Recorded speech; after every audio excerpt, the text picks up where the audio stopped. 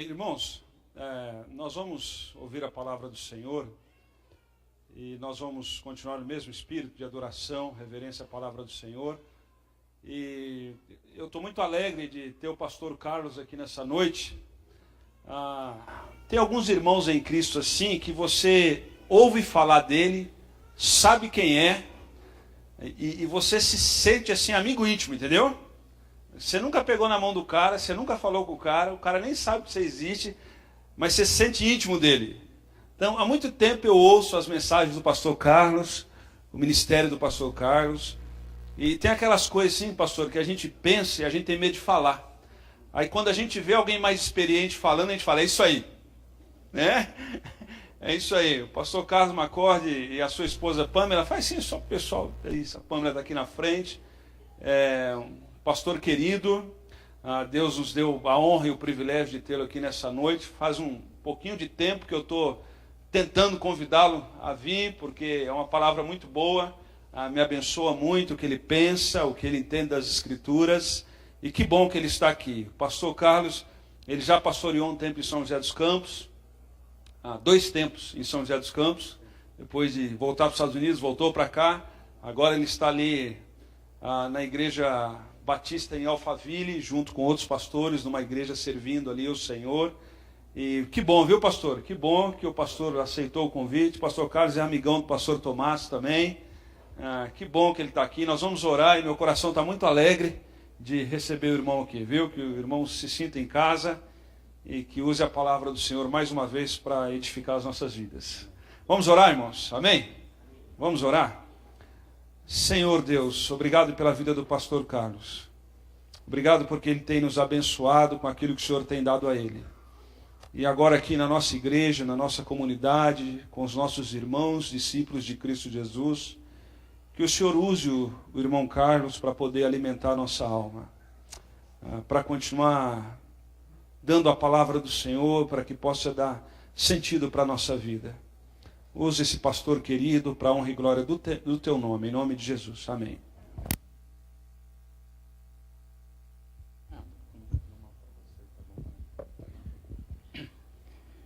Graça e paz. Que bom estar aqui hoje à noite. Queria dizer para os músicos que eu achei muito bonito as suas músicas, especialmente o foco da música em Jesus. Então quero encorajar que continuem levando a gente para Jesus. Isso é o papel do ministro do louvor, da música, a gente ver Jesus melhor, a gente ouvir Jesus melhor, a gente amar Jesus melhor, a gente viver Jesus melhor. Então acho que fizeram um excelente trabalho fazendo isso. Dá uma salva de palmas para eles mais uma vez, né? Foi muito bom.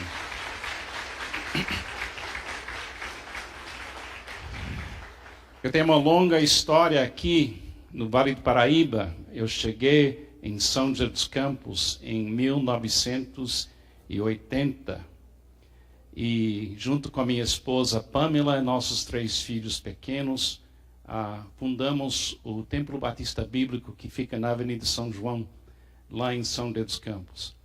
Alguns dos primeiros batismos que eu fiz aqui no Brasil, como missionário, eu fiz aqui no Rio Paraíba, em Santa Branca, com o pastor Joel. Alguém se lembra do pastor Joel? O avô. Então, tem outros pastores Joel por aí agora, mas eu batizei um dos meus filhos naquele rio. Então, nós temos uma longa história. A minha esposa, Pamela, chegou no Brasil em 1953, com 2 anos de idade. Então, ela é filha do pastor Byron McCartney, que era o primeiro missionário batista bíblico que veio ao Brasil. Então, nós temos uma longa história aqui no Brasil. E também conheço muito bem a sua linda cidade. E eu tenho que pedir perdão que demorou tanto tempo eu aceitar um convite para estar com os irmãos. Foi erro meu.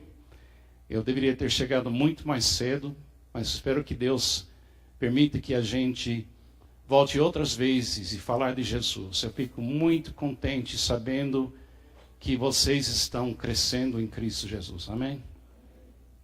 Eu queria falar sobre um assunto que parece muito simples, mas o assunto não é tão simples, essa questão da vida cristã.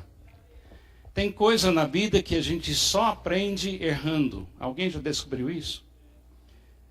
Há muita coisa na vida que você aprende eliminando o que não funciona. Quem já passou por isso? Eu estou casado há 47 anos. E eu poderia escrever um bom livro que diz o que não funciona. O que não funciona. Você aprende eliminando certas coisas. Não sei se tem que ser assim, mas na minha experiência, tem certos assuntos que demoraram para eu chegar no saldo correto, na ideia correta, no paradigma correto. Eu aceitei a Jesus com 16 anos de idade nos Estados Unidos, na cidade de Miami. E com 16 anos de idade começou a minha caminhada com Jesus, que agora dura mais de 50 anos. Fui para a faculdade bíblica quando eu tinha 18 anos, conheci a Pamela na faculdade bíblica. Eu falei para ela, se a gente casar, eu nunca vou ser missionário. E ela disse, não tem problema, você ora? Eu falei, sim, eu oro. Ela perguntou, você ouve a voz de Deus? Eu falei, de vez em quando eu ouço a voz de Deus. Você obedece? E tinha que confessar, às vezes sim, às vezes não. Mas ela disse, se você ouvir a voz de Deus, para você estar no Brasil ou em outro lugar, você vai obedecer? E eu falei, sim, vou. E o resto é a história da minha vida. Deus falou. E eu cheguei aqui em 1979. E foi uma bênção conhecer os brasileiros. É um povo sensacional. É um lugar sensacional. É um lugar onde Deus está trabalhando. Eu sei que tem muitos problemas no Brasil. Mas às vezes essa mistura de problemas que a gente enfrenta cria um ambiente de receptividade espiritual.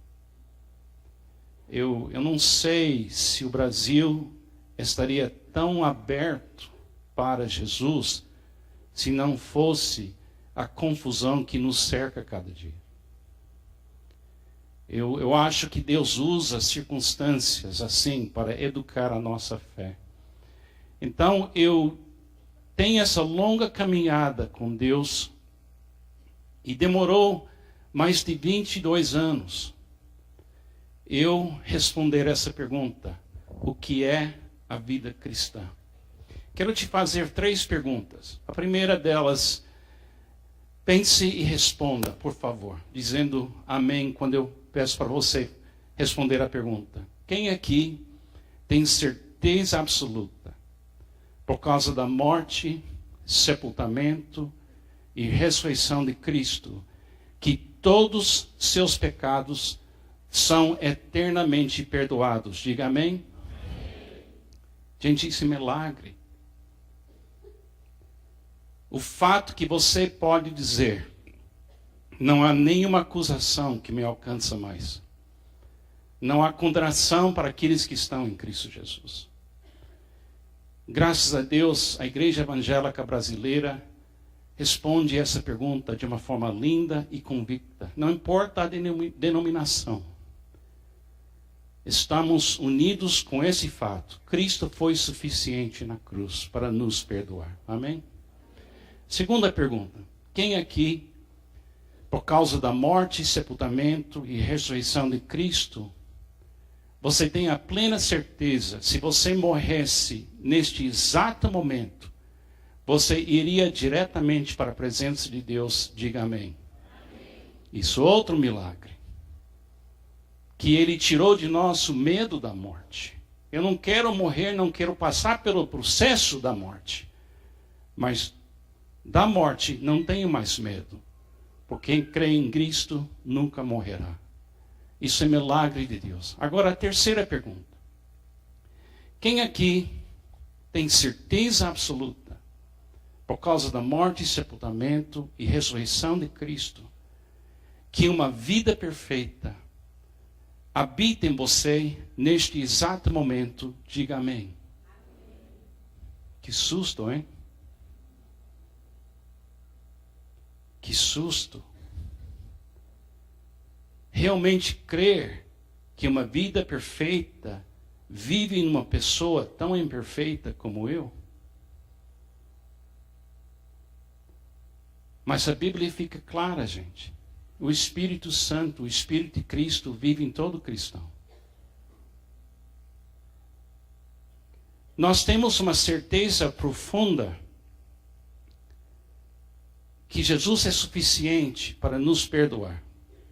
E nós temos uma convicção profunda que Jesus é suficiente para nos garantir a entrada no céu e a entrada na presença de Deus na hora da nossa morte. Mas quando se trata de pensar na nossa situação interior, aqui dentro, a gente não tem uma convicção suficientemente profunda que habita em nós todos, Jesus Cristo, pelo Espírito Santo de Deus. E a Bíblia fala claramente, Cristo é tudo e está em todos nós. Fala isso comigo. Cristo é tudo e está em todos nós. Eu tenho uma prática, cada manhã, na hora de acordar, que eu queria compartilhar com os irmãos. E eu vou pedir que você falasse algumas frases comigo. Se a frase é a verdadeira, Deus vai ouvir a frase. Se eu errei em alguma coisa nessa frase, nessa declaração, Deus vai me culpar e Ele vai perdoar você, tá bom? Então não tenha medo de repetir comigo. Então ponha sua mão sobre seu coração e fala comigo. Jesus, que bom que o Senhor habita em mim. A vida cristã inteira que eu vou viver já habita em mim.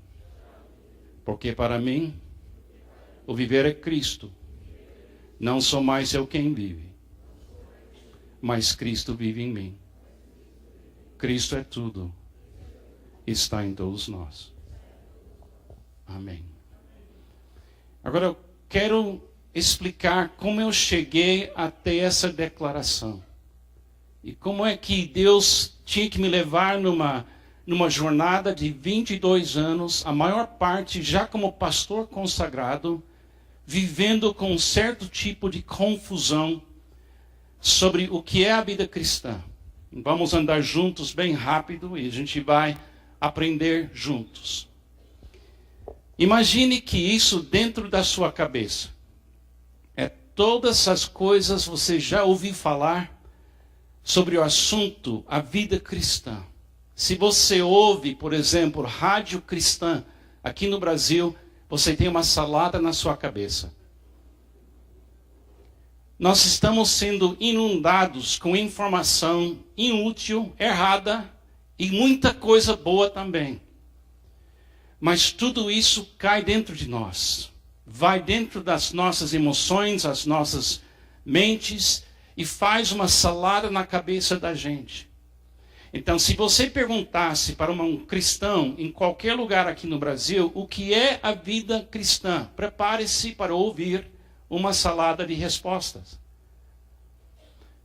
E eu tenho percebido que quando se trata do perdão, não tem salada, não tem confusão. É Jesus. E quando se trata de o que vai acontecer comigo na hora da minha morte, não tem confusão. Irei direto para a presença de Deus. Mas quando se trata de tentar explicar o que é a vida cristã, a gente começa a falar coisa em cima de coisa, e cada denominação é diferente, e cada igreja tem ideias diferentes. E eu tenho que confessar que eu estava contribuindo para essa confusão também, porque eu não estava tendo na minha mente uma resposta correta para essa pergunta. Então Deus fez uma coisa boa para mim. Ele me mandou para um lugar. Mas antes eu quero que você faça uma coisa. Você está vendo aqui em cima, lá em cima, não sei se esse aqui tem um para apontar. Tem sim. Está lá em cima, número 1, 2. Vamos fazer uma competição. Vai 1, 2, 3, 4, 5, 6, até 12. A pessoa que chega até 12 é a pessoa mais espiritual da igreja. Então vamos começar? Pode fazer, não tem orgulho, é só verdadeiro, você é mais espiritual. Vamos ver quem é que acha? A primeira pessoa que quer confessar isso, levanta sua mão. 1, 2, 3, 4, 5, 6, 7, 8, 9, 10, 11, 12. Alguém chegou?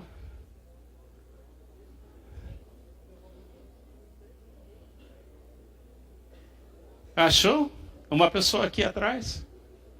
Mais alguém? Quem já desistiu? Levanta a mão. Tudo bem. Eu vou te mostrar um segredo aqui. Tem um sistema. Eu tinha salada na minha cabeça sobre a vida cristã e eles me mandaram para o seminário. E lá no seminário me mostraram um sistema teológico para definir a vida cristã. É super legal o que eu aprendi no seminário bíblico. Está vendo aqui? Tem 1, 2, 3, 4, 5, 6, 7, 8, 9, 10, 11, 12, 13. Eu fiquei mais espiritual porque eu fui para seminário. Dividiram a Bíblia em assuntos, cristologia, escatologia, muita coisa. E eu saí de lá pensando que eu era dono da vida cristã. Cheguei no Brasil com essa ideia na minha cabeça. Eu tenho autoridade para falar porque eu conheço o segredo do sistema teológico da Bíblia. E isso me deu autoridade. Numa igreja tradicional, uma igreja mais do lado de realmente uma igreja formal e organizada com doutrina, o que dá autoridade para você é o nível de conhecimento teológico que você tem e sua capacidade de comunicar isso. Foi criada num sistema desse. Então eu queria ser uma pessoa que poderia expressar corretamente as escrituras e mostrar para as pessoas o que eu aprendi no seminário. Aí cheguei no Brasil. E uma coisa aconteceu aqui no Brasil que me mudou para sempre. Eu conheci umas pessoas e a maioria delas tinha o nome Dona Maria. Alguém já conheceu uma Dona Maria aqui no Brasil? Dona Maria. Eu venho do país mais rico do mundo. Eu venho de um país onde pessoas analfabetas são pessoas que você não encontra muito na igreja. Por causa do dinheiro, os sistemas e a educação, foi quase eliminado. Mas quando eu cheguei no Brasil, aqui em 1979, eu comecei a conhecer essas mulheres, Donas Marias, desse tamanho. Eram pobres e analfabetas. E quando eu descobri um fato sobre a maioria delas, estragou o meu sistema. Porque quando eu perguntei para os pastores nas igrejas, quem é o melhor crente na sua igreja? Sabe quem foi? Dona Maria. Como é que uma pessoa analfabeta pode ser mais espiritual que eu? Como é que alguém que nunca viajou mais de 100 quilômetros de onde ela nasceu pode ser uma pessoa mais em contato com Jesus do que um pastor? Como é que pode? A razão é muito simples, gente. A espiritualidade não é um sistema. A espiritualidade é uma pessoa. Tem um quadro no meu escritório que foi um presente para mim há muitos anos atrás. Eu nem me lembro agora quem me deu esse quadro, mas é um quadro onde aparece uma ideia de uma pessoa, Jesus. Mas se você chegasse muito perto, você ia perceber que esse retrato é feito com palavras. É o Sermão do Monte. E quem sai do Sermão do Monte é a vida, o caminho, a verdade. E o que a Dona Maria descobriu é que Jesus é suficiente. O que eu precisava descobrir é que Jesus é o que faz o cristianismo existir. E que mantém o cristianismo funcionando. Eu precisava deixar a Bíblia me falar. Sem mim, nada podeis fazer. Alguém aqui tem dificuldade em compreender o que significa a palavra nada? Todo mundo entendeu? Nada significa nada. Não dá para argumentar com essa palavra. Ou ela está certa ou ela está errada, mas ela não tem diálogo com você. Sem mim, Jesus disse, nada podeis fazer. Então, a primeira coisa para hoje à noite você guardar é lembrar das pequenas Donas Marias brasileiras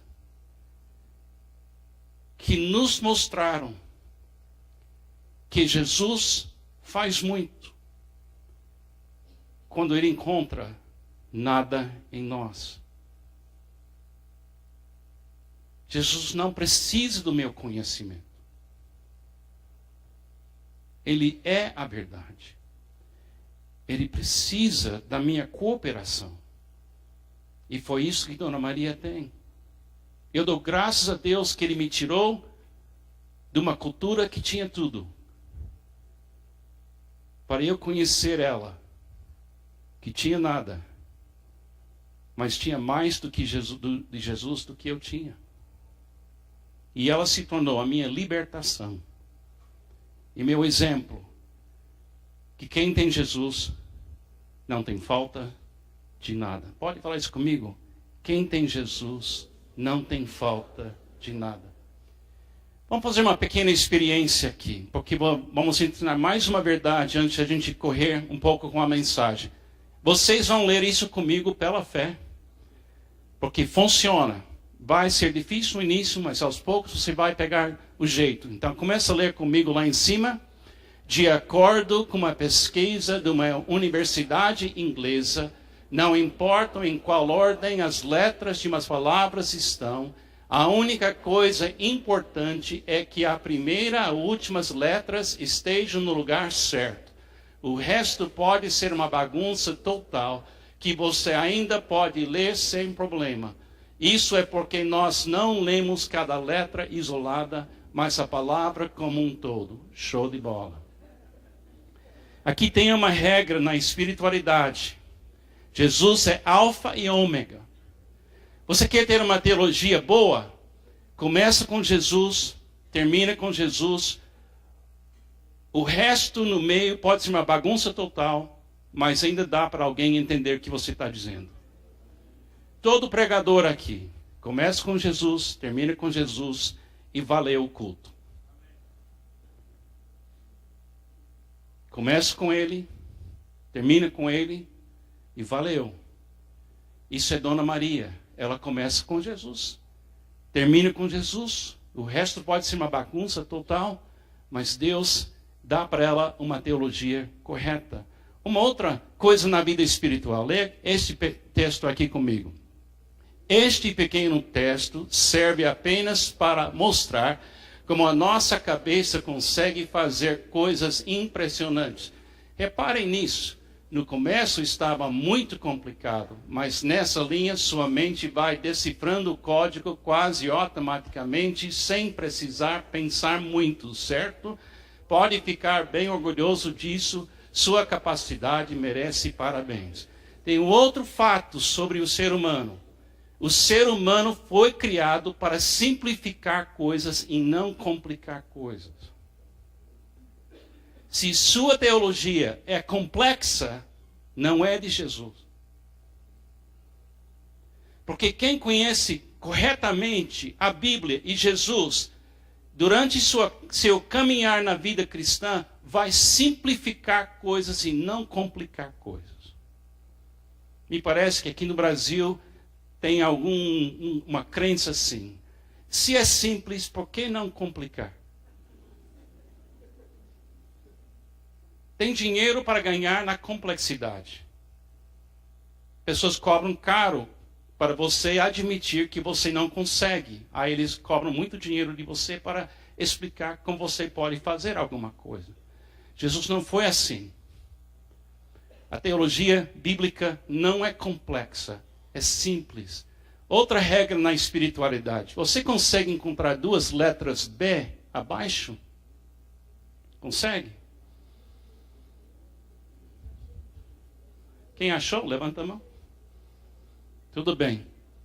Daí, eu não sei se eu consigo ajudar muito, mas tem uma letra, onde está? B e B, tá vendo?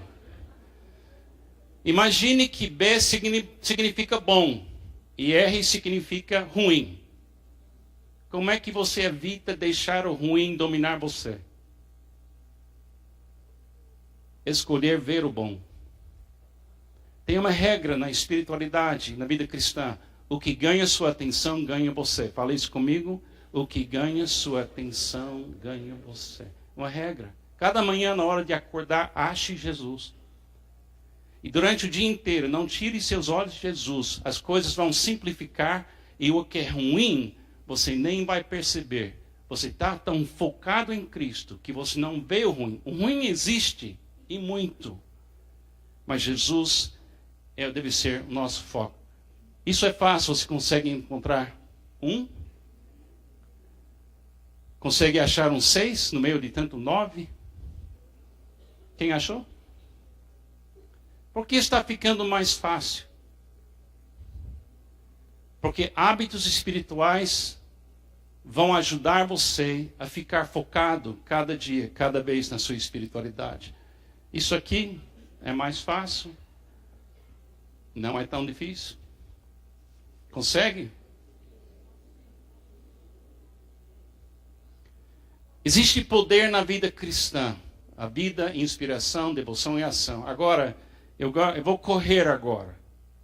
Eu vou pedir de vocês a coisa mais preciosa que um ser humano pode dar para um outro ser humano. Eu vou pedir a sua atenção. A coisa mais preciosa que você deu para esses músicos hoje à noite não era aplauso, era atenção. A coisa mais importante que você está dando para mim hoje à noite é sua atenção. Porque se eu segurar a sua atenção, você está comigo e eu estou com você. Eu vou correr para não cansar vocês. Porque eu respeito vocês. Mas eu quero que você me dê a sua atenção, porque eu creio que alguma coisa virá de Jesus para você. Aqui é uma regra de pregação. Se eu fizer o meu trabalho bem, eu vou desaparecer. E você vai estar frente a frente com Jesus. Se eu chamar a atenção para mim, eu estou roubando a atenção de Jesus. Então, começa comigo, mas deixa Jesus falar com você. E deixa Ele se revelar para você. Qualquer coisa que eu digo que não parece verdade, exclua. O que o Espírito Santo confirma com sim, ouça e tenta seguir a ideia. Então, eu descobri na minha caminhada cristã algumas verdades. A vida cristã, em primeiro lugar, não é uma lista de regras. Fui criado no movimento de igrejas que tinha uma paixão pelo evangelismo. A igreja tinha 37 ônibus escolar. Em cada ônibus cabia 60 crianças. E eles mandavam esses ônibus para os bairros mais humildes do sul de Flórida, nos Estados Unidos, para buscar crianças cujos pais não frequentavam a igreja. Eu fui uma dessas crianças. A igreja chegou a ter 1.500 crianças na escola bíblica dominical, todo domingo, durante anos. Eles tinham uma paixão pelo evangelismo. Me ganharam para Jesus. Mas a ideia do discipulado deles era mais ou menos assim. Você foi salvo, você foi perdoado e você vai para o céu. Mas nesse intervalo de vida você é perigoso. Então nós temos que controlar você com muitas regras batistas. E tinha uma lista longa de não faça, não faça, não faça, não faça, não faça. Mas o problema é que, se eu fizesse uma coisa que estava naquela lista, a igreja não tinha meio termo. Eles precisavam me expulsar ou me disciplinar de uma forma rígida. Então eu tinha que esconder os meus erros. Eu não tinha como confessar. Eu não poderia abrir meu coração e dizer: eu creio em Jesus, eu recebi Jesus, mas me ajuda. Esses pecados que estão na lista, eu não quero cometer, mas ainda sou fraco. Mas a igreja não tinha uma categoria para isso. Não tinha uma abertura para alguém admitir os seus problemas. Então foi difícil naquela fase. Mas aí Deus finalmente, depois de algum tempo, me libertou. Tal é a confiança que temos diante de Deus por meio de Cristo. Não que possamos reivindicar qualquer coisa com base em nossos próprios méritos. Mas a nossa capacidade vem de Deus. Ele nos capacitou para sermos ministros de uma nova aliança. Não da letra, mas do Espírito. Pois a letra mata, mas o Espírito vivifica. Aquela igreja tinha uma boa intenção. Ela não queria me machucar. Eu aceitei a Jesus naquela igreja com 16 anos de idade. Vim para o Brasil com 28 anos de idade. Fiquei no Brasil 7 anos. E com 35 anos de idade me tornei pastor daquela igreja. Mas o pastor que eles chamaram de volta do Brasil não era o mesmo rapaz que saiu dos Estados Unidos. Porque aprendi aqui no Brasil que a letra mata, mas o Espírito vivifica. Então eu mudei aquela igreja e eu acabei com a letra. Mas também ainda não tinha compreensão do que é totalmente a vida cristã. Então meu processo continuou. Eu descobri também que a vida cristã não é uma lista de princípios que funcionam bem. Chegou um homem na nossa igreja, no sul de Flórida, quer dizer, um professor da teologia, que conseguiu colocar até 20 mil pessoas em estádios e lugares de basquete, coisa assim, profissional. Encheu lugares enormes para um curso de 20 horas sobre princípios bíblicos. O livro que você tinha que comprar tinha mais de 400 páginas. E todos nós, milhares de pessoas, compraram nosso livro de princípios da vida. E passamos 20 horas anotando e anotando. E ele tinha na página 40, como perdoar. Em a página 70, como amar a sua esposa. Como limpar a sua mente. Se tinha um assunto, ele tinha um princípio bíblico. E o sul de Flórida começou a ter um avivamento de um cristianismo sério. E a pessoa trouxe para a igreja a Bíblia e o livro. Mas um dia eu perdi meu livro. E estava em pânico. Porque sem meu livro, o que eu ia fazer? E descobri aqui na Bíblia, mais uma vez, uma verdade importante. Tenham cuidado para que ninguém os escravize a filosofias vãs e enganosas que se fundamentam nas tradições humanas, nos princípios elementares deste mundo e não em Cristo. Eu não tinha conhecido ainda Dona Maria. Porque se eu tivesse conhecido ela de uma certa forma melhor, eu teria entendido que a Dona Maria não estava vivendo princípios, ela estava vivendo Jesus. Então abandonei essa ideia. Também abandonei mais uma ideia. Não é simplesmente experiências ou capacidades cristãs. Eu comecei, depois desses princípios, a procurar experiências profundas com Deus. Eu comecei a me fechar no meu escritório para orar e orar. Eu comecei a usar um diário de oração. Eu uso há mais de 40 anos diário de oração todo dia. E pratico 8 disciplinas espirituais. Ouvir, louvar, agradecer, confessar, afirmar, interceder, pedir e agir. E eu pratico os dons esse tipo de disciplina. É importante. Mas eu comecei fazendo, pensando que eu ia desenvolver a vida cristã e assim aperfeiçoar a vida cristã. Mas finalmente eu descobri que não é ser um bom pregador, não é ser uma pessoa disciplinada, não é ser uma pessoa que tem mais disciplina que os outros, só para aparecer na igreja. Ainda que eu fale as línguas dos homens e dos anjos, se não tiver amor, serei como o sino que ressoa e como o prato que retine. Passei por aquela fase, eliminando coisas que não são a cristã. Não é simplesmente conhecimento cristão. Eu fui para ouvir os melhores pastores dos Estados Unidos. Conheci pessoalmente o Rick Warren, John MacArthur. Eu preguei na Universidade do John MacArthur, que é muito famoso nos Estados Unidos. Trabalhei no Liberty University. Eu conheci pessoalmente pessoas de grande fama nos Estados Unidos. Eu fui convidado para entregar a equipe do John Maxwell, uma líder famosa nos Estados Unidos. Eu fui muito fundo nessa direção. Mas cansei. Porque eu descobri mais uma coisa. Ainda que eu tenha o dom de profecia, saiba todos os mistérios e todo o conhecimento, e tenha uma fé capaz de mover montanhas, se não tiver amor, nada serei.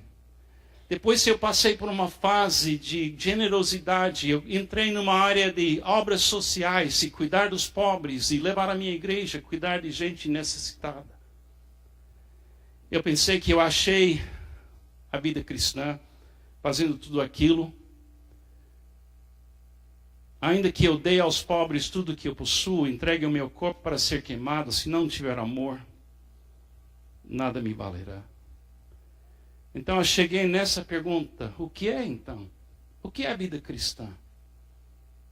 E na sua graça e misericórdia, em 1995, quebrado e sem condições de continuar liderando uma grande igreja com muitas complexidades nos Estados Unidos, eu cheguei no fim de mim, descobri o que significa nada, e descobri que a vida cristã é uma pessoa. É uma pessoa perfeita. E descobri que essa pessoa perfeita vive em mim. Então o que eu queria comunicar com os irmãos hoje à noite não é complexo. Tudo que Deus espera de você já está vivendo em você.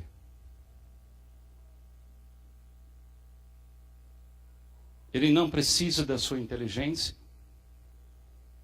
Ele não precisa da sua generosidade.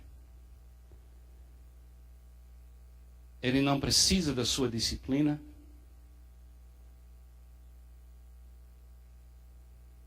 Essas coisas têm seu lugar. Mas elas não são a vida cristã. Elas não podem manter a vida cristã. Porque a vida cristã é Cristo Jesus que vive em você. É a esperança da glória de Deus revelada em você. Eu tenho uma pergunta para você. Da vida cristã que existe, quanto você tem?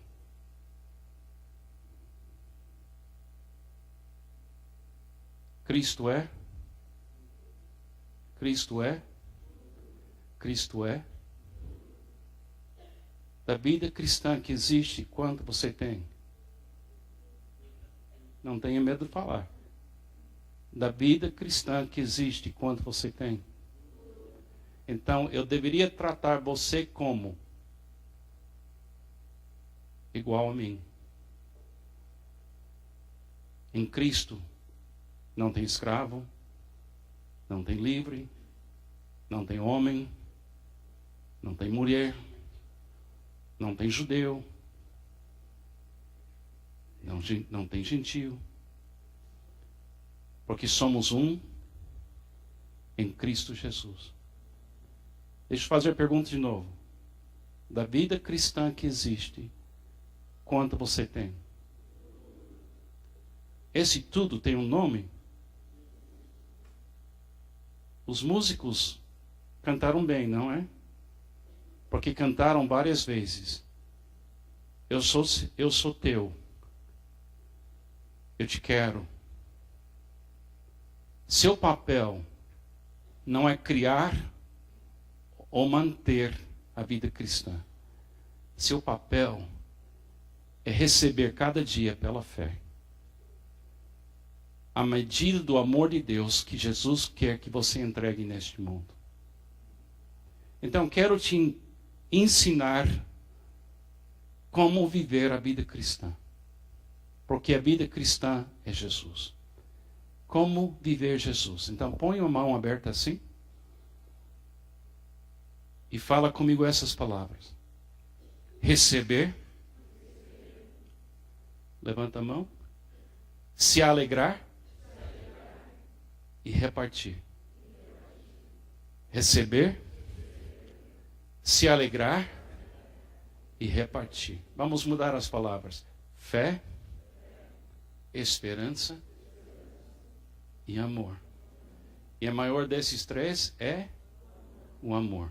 A vida cristã vive em você e é a fonte da quantidade do amor divino que cabe a você entregar cada dia. Estou casado com a Pamela há 47 anos. Eu sou o único marido na vida dela. Isso já é muito problema para ela, mas é isso mesmo. Se a Pamela vai descobrir durante essa vida o que é o amor de um marido, eu sou o único homem no mundo que pode provar para ela que o amor de um marido existe. Mas de onde vem esse amor? Sem Jesus, nada posso fazer. Mas se eu receber cada dia, me alegrar naquilo que eu estou recebendo, eu vou amar a minha esposa até o último dia do meu aqui neste mundo. A vida cristã vive em você, para você poder amar quem você precisa amar, na hora certa, na medida certa e na maneira certa. Só em Jesus isso funciona. Agora vamos terminar. Põe sua mão sobre o seu coração e vamos falar agora, talvez signifique um pouco mais para você. Fala comigo. Jesus, que bom que o Senhor habita em mim. A vida cristã inteira que eu vou viver já habita em mim. Porque para mim, o viver é Cristo. Não sou mais eu quem vive, mas Cristo vive em mim. Cristo é tudo. Está em todos nós. Pela graça de Deus eu achei a vida cristã. E pela graça de Deus, viverei a vida cristã até o fim da minha vida, aqui neste mundo. Que Deus te abençoe. Parabéns pelo aniversário da igreja. Viva Jesus aqui, momento a momento. Que Deus te abençoe.